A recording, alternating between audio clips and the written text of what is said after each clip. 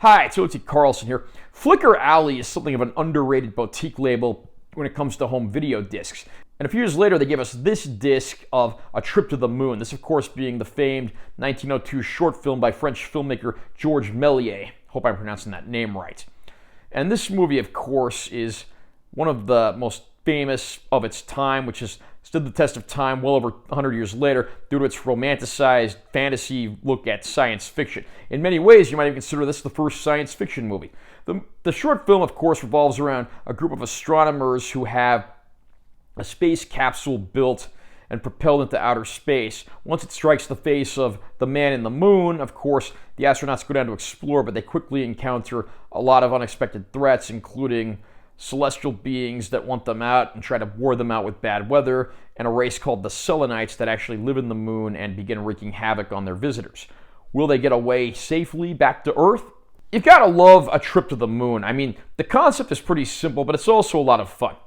This, of course, is long before actual space travel was even a thing, and just seeing this fun, slightly dated but still romanticized vision of old school science fiction and space travel, it's a whole lot of fun. I love going back and exploring old movies like this, and I have to say, this one has certainly won me over. This package features a newly restored color version of the film, which wasn't even known to still exist, but it also includes several black and white versions of the film as well, each of which have different audio tracks and scores, some of which even have spoken narration to explain to the audience what's going on. Now, I will be honest, the color version of the film honestly does not look great. The colors look pretty muted and honestly a little ugly. The colors really fluctuate from scene to scene, and the picture quality can vary from frame to frame. I have to say, I was honestly a lot more impressed with how the black and white versions look that are on here, and personally, those are the versions I'll be sticking to watching.